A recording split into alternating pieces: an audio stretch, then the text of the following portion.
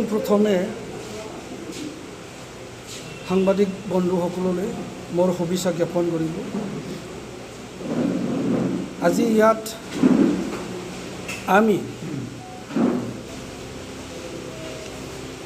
চাৰিটা গোট NDBৰ সদস্যসকলে একেলগে ইয়াত উপস্থিত হৈ এখন মিটিঙৰ দ্বাৰা আমি এখন কমিটি গঠন কৰিবলৈ সক্ষম হ'লোঁ। এই কমিটিখন সম্পূৰ্ণভাৱে এটা কোঅৰ্ডিনেশ্যন কমিটি। সেইটো কমিটিৰ নামটো হ'ল coordination committee for BTR Accord implementation of NDB ex-NDB। ইয়াতে আমি 7জন পৰ্টফলিঅ আমি ৰাখিছোঁ। ইয়াৰে এজন হ'ব প্ৰেছিডেণ্ট, তেখেতে হ'ব Dhirendra Boro, vice president Sunil Brahma, vice president B Chauraigara, general secretary B Anjalu, joint secretary 3জন, তাৰে এজন I Chulung, joint secretary B Bande আৰু এজন ফাইনেন্স ছেক্ৰেটাৰী আমি এই কমিটিত আমি অন্তৰ্ভুক্ত কৰি ল'লোঁ। এই coordination committee for BTR Accord ইমপ্লিমেণ্টেশ্যনৰ যিটো নেকি মূল উদ্দেশ্য সেইটোৱে হ'ল যে যোৱা 2020 চনত দিল্লীত 27 তাৰিখ জানুৱাৰীতে এখন বড়োসকলৰ কাৰণে ঐতিহাসিক শান্তি চুক্তি সম্পন্ন হোৱাৰ পিছত 4 মাহ উকলি গ'ল। 4 মাহ উকলি যোৱাৰ পিছতো এই BTR চুক্তিত যিবিলাক ক্লজেছ আছে এই ক্লজেছবিলাক এতিয়ালৈকে এটা দফা ভাৰত চৰকাৰ বা অসম চৰকাৰৰ লগত আলোচনা কৰি পেলাই আমি অগ্ৰগতি লাভ কৰিব পৰা নাই।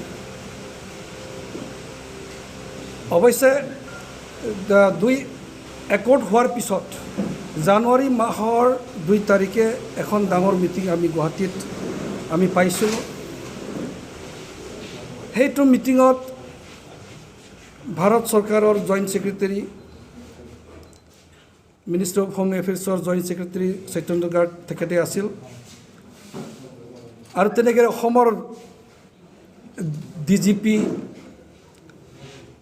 আৰু হোম কমিশ্যনাৰ এণ্ড ছেক্ৰেটাৰী গবব আছাম আৰু বিভিন্ন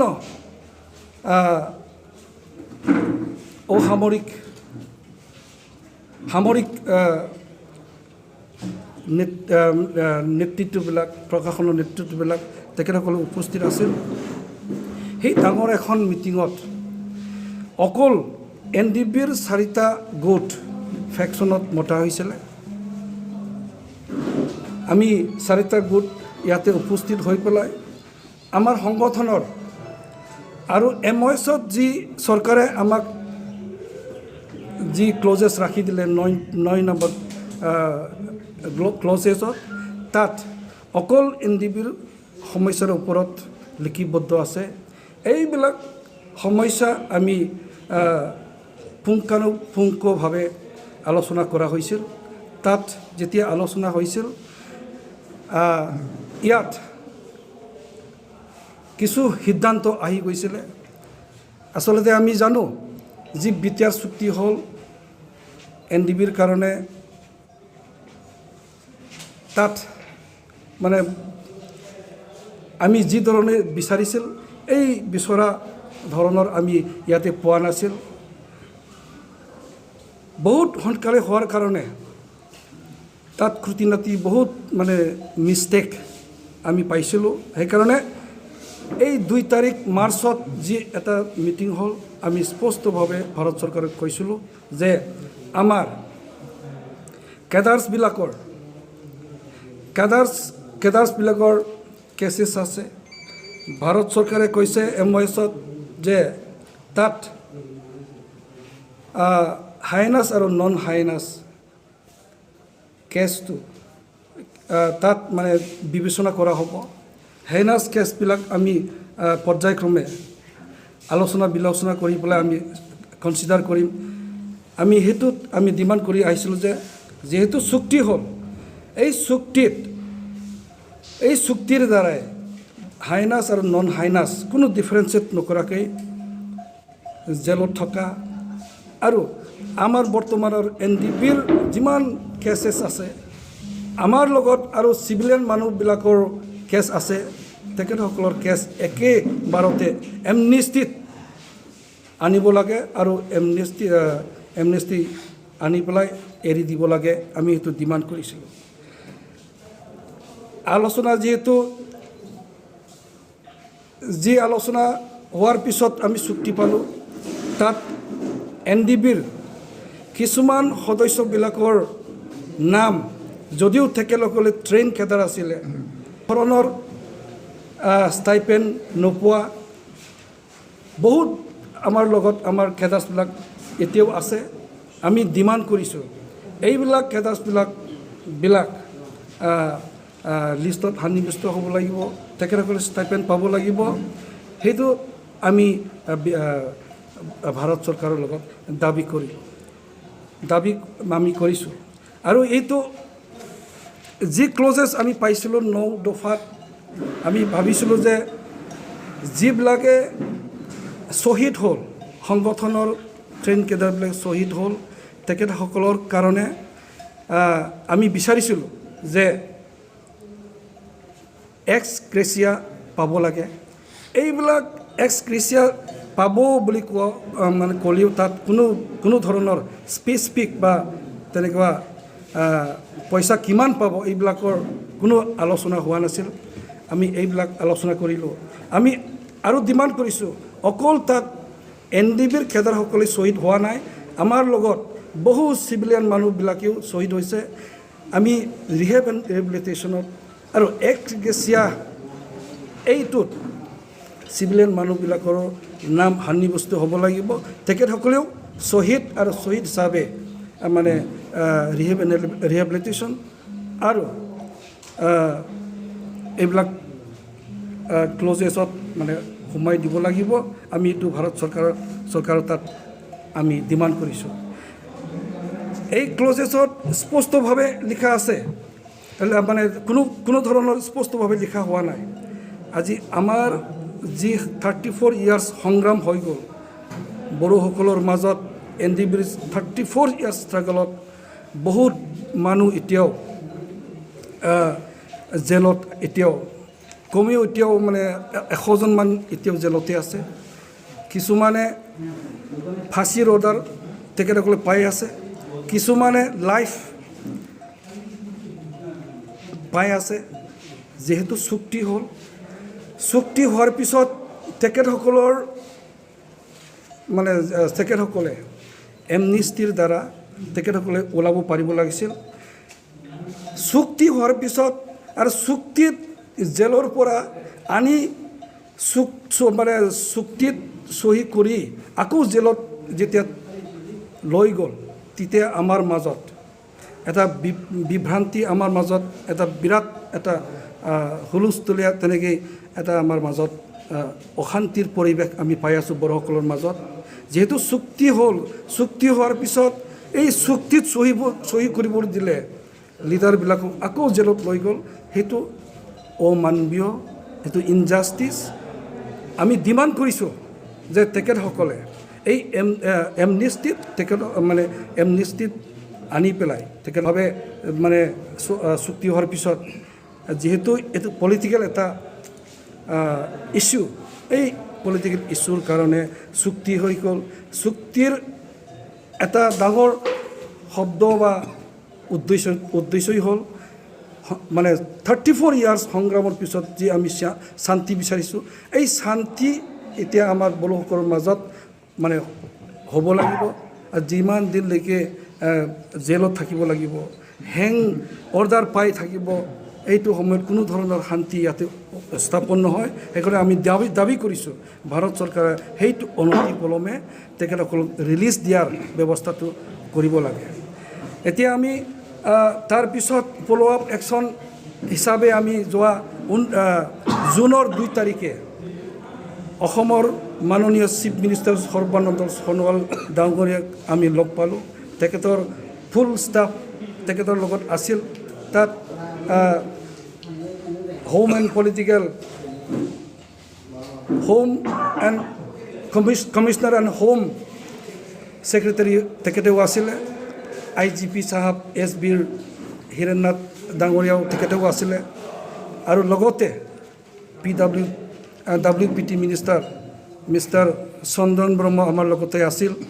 সেইটো সময়ত এটা উচ্চ পৰ্যায়ৰ একৰ্ড ইমপ্লিমেণ্টেশ্যনৰ ওপৰত বিৰাট ভালকৈ আলোচনা হ'ল। সেইদিনা জুনৰ 2 তাৰিখে তাত আমি এইবিলাক যিমান সমস্যা আছে আমি উপস্থাপন কৰিলোঁ। তাত আমি পৰ্যায়ক্ৰমে আমাৰ যিটো নেকি ৰিহেবিলিটেশ্যন সেইটো অনতি পলমে সেইটো কৰিব লাগে। আমি প্ৰথমে দাবী কৰিছোঁ যে এক্স গ্ৰেচিয়া আমি অকল পালে নহ'ব, লগতে চিভিলিয়ানবিলাকেও পাব লাগিব এক্স গ্ৰেচিয়া শ্বহীদসকলে। আমি সেইটো দাবী কৰিলোঁ। আমাৰ যি সদস্যবিলাক এতিয়াও সদস্য হিচাপে তেখেতসকলে এতিয়াও ইনভেষ্টেড হোৱা নাই। আমি ডিমাণ্ড কৰিছোঁ যি এডিশ্যনেল আমি যি লিষ্ট দিলোঁ ভাৰত চৰকাৰক বা অসম চৰকাৰক, এই এডিশ্যনেল লিষ্টটো এজনো আকৌ আমি যিবিলাকে এতিয়া জেলত আছে তেখেতসকলক মানে অনতি পলমে ৰিলিজ দিয়াৰ যি ব্যৱস্থা সেইটো কৰিব লাগে আমি দাবী কৰিছোঁ। আমাৰ 34 ইয়াৰ্ছ যি সংগ্ৰামৰ যি ষ্ট্ৰাগলত আমাৰ কেডাৰ্ছবিলাকৰ বহু কেছ আছে, তাৰ লগতে চিভিলিয়ানবিলাকৰ কেছ আছে। সেইটোৰ কাৰণে সেইটো আমি যেতিয়া কুৱেশ্যন কৰিলোঁ, অসমৰ চিফ মিনিষ্টাৰ তেখেতে ক'লে যে ইয়াৰ কাৰণে এটা কমিটি গঠন কৰা হ'ল। এই কমিটিৰ দ্বাৰা যিমান কেছেছ আছে তেখেতে সেইটো স্ক্ৰিনিং কৰিব, চাব। তাৰপিছত ইয়াৰ কাৰণে এখন কমিটি গঠন কৰা হ'ল। এই কমিটিৰ দ্বাৰা অসম চৰকাৰে কেবিনেটত এটা অনুমোদন লৈ পেলাই PP এপইণ্ট কৰিব। সেইটো ভাল এটা ডিচিশ্যন হৈ গ'ল অসম চৰকাৰৰ পৰা, যিটোক আমি বিচাৰি আছিলোঁ। বহু কেছ আছে আমাৰ ওপৰত, এইবিলাক কেছ নিষ্পত্তি হ'ব লাগে। আমি সেইটো ভাৰত চৰকাৰক বা অসম চৰকাৰক আমি দাবী জনাইছোঁ। স্যাৰ, আপুনি এটা কথা কৈছে যে আপোনাৰ লগত এতিয়াও 4টা ছেকশ্যন NDFC 4টা গোট আপোনাৰ লগত আছে। কোন 4টা গোট? ইয়াতে আমি আপোনালোকে দেখিছে অলৰেডি আমাৰ লগত মোৰ NDB ফ্ৰেকশ্যনটো আছেই, RD গ্ৰুপৰ NDB আছেই, চাউৰাইগ্ৰা তেখেতে প্ৰেছিডেণ্ট নিজেই আছে। আৰু ইয়াৰ পিছত গোবিন্দৰ গ্ৰুপটো বাহিৰত আছিল, কিন্তু এতিয়া বৰ্তমান গোবিন্দ গ্ৰুপৰ অকল কেইজনমান কেণ্ডিডেট বাদ দি পেলাই তেখেতসকলৰ নেতৃত্ব কাউন্সিলৰ মেম্বাৰকে ধৰি তেখেতসকলৰ আৰ্মিবিলাক আমাৰ লগত চব আহি গ'ল। একেলগে আমি এইবিলাক মানে MOSৰ যি দফাবিলাক এইবিলাক মানে ইমপ্লিমেণ্ট কৰিবৰ কাৰণে তেখেতসকলেও আগবাঢ়িল। আৰু এইটো আমাৰ কাৰণে বৰ মানে ভাল ছিগনিফিকেঞ্চ। আমি সেইটো আদৰ কৰোঁ, আমি ৱেলকাম জনাইছোঁ। আৰু আশাবাদী গোবিন্দৰ বাদে যিমান NDB গোবিন্দ গ্ৰুপৰ আছে তেখেতসকলে আহিব। আৰু তেখেতসকলৰ যি ৰিভলিউচনাৰী হিচাপে সংগঠনৰ যি প্ৰাপ্য ভাৰত চৰকাৰৰ লগত যি চুক্তি সম্পন্ন হ'ল, ইয়াৰ দফাবিলাক তেখেতসকলৰ আমি একেলগে আখৰে মানে সেইটো ইমপ্লিমেণ্ট কৰাৰ দায়িত্ব আমি ল'ব লাগিব। সেইকাৰণে মই আহ্বান কৰিছোঁ সকলে আমি একেলগে মিলি জুলি এই ইমপ্লিমেণ্টেশ্যন কাম কৰিব লাগিব। আপুনি BTC পৰিষদৰ নিৰ্বাচনত প্ৰতিদ্বন্দ্বিতা কৰিব ককলাবাৰী সমষ্টিৰ পৰা। এই সমষ্টিতে একশ্যন এটা প্ৰমোট কৰেও প্ৰতিদ্বন্দ্বিতা কৰিব। কেনেধৰণৰ আজিৰ এই এটা আমাৰ মানে গুৰুত্বপূৰ্ণ যি আমি আলোচনা কৰিছোঁ, সেইটো চুক্তিৰ পিছত আমি কৰিব লগা কামখিনি আমি কৰিবলৈ আমি এটা ভাল সিদ্ধান্ত লৈছোঁ আমি কোঅৰ্ডিনেশ্যন কমিটি গঠন কৰিবলৈ সক্ষম হ'লোঁ ৰাজনৈতিক দিশত আমি বৰ্তমান আজি ইয়াতে আলোচনা নকৰিম বুলি আমি সিদ্ধান্ত কৰি থৈছোঁ চৰি ৰাজনীতিৰ হেল্প হ'ব নেকি এইটো হেল্প হয় নহয় সেইটো পিছৰ কথা কিন্তু আমাৰ ৰেছপনচিবিলিটি একৰ্ড হোৱাৰ পিছত সেইটো ইমপ্লিমেণ্ট কৰিবই লাগিব আৰু আমি কৰিম সেইটো আমি সেইটোৰ ওপৰত আমি কৰি আছোঁ এনচিএমপিৰ ফেকশ্যন গ্ৰুপ এটা এতিয়াও জংঘলত আছে নেকি সেইটোতো কোনো ধৰণৰ এইটো থাকিব নালাগে ফেকশ্যন কোনো ধৰণৰ নাই যিহেতু আপোনালোকৰ ৰঞ্জন দৈমাৰী এতিয়াও জেলত আছে তো তেনে ক্ষেত্ৰত এই যিটো আপোনালোকৰ আজি যি গঠন কৰিছে এইটো ইয়াৰ পূৰ্বে হ'ব লাগিছিল কিন্তু নিৰ্বাচনৰ প্ৰাক মুহূৰ্তত আপোনালোকে এইটো কিহৰ কাৰণে কৰিলে জানিব পাৰিম না সঁচাকৈ এইটো আমাৰ যি প্ৰচেষ্টা এইটো চুক্তি হোৱাৰ পিছতেই হৈছিল ফেব্ৰুৱাৰী মাহৰ 11 তাৰিখৰ পৰা আমি পৰ্যায়ক্ৰমে মিটিং কৰি ফেব্ৰুৱাৰীৰ 21 তাৰিখলৈকে আমি এনেকুৱা এখন কোঅৰ্ডিনেশ্যন কমিটি আমি গঠন কৰিবলৈ সক্ষম হৈছিলোঁ কিন্তু ৰাজনৈতিক পৰিৱেশত কিছুমানে বেলেগ পাৰ্টিত জইন কৰি দিলে আমাৰ নেতৃত্ববিলাকে সেইকাৰণে এই কোঅৰ্ডিনেশ্যনটো সম্পূৰ্ণভাৱে সফল নহ'ল তাৰপিছত যিহেতু প্ৰয়োজন হ'ল আমি একত্ৰিত হ'ব পাৰিলোঁ সেইটো পৰিৱেশ আমি পালোঁ এই কোঅৰ্ডিনেশ্যন কমিটি এতিয়া মানে BTR চুক্তি একৰ্ড ইমপ্লিমেণ্ট কৰাৰ এটা মেচিনাৰী হৈ থাকিব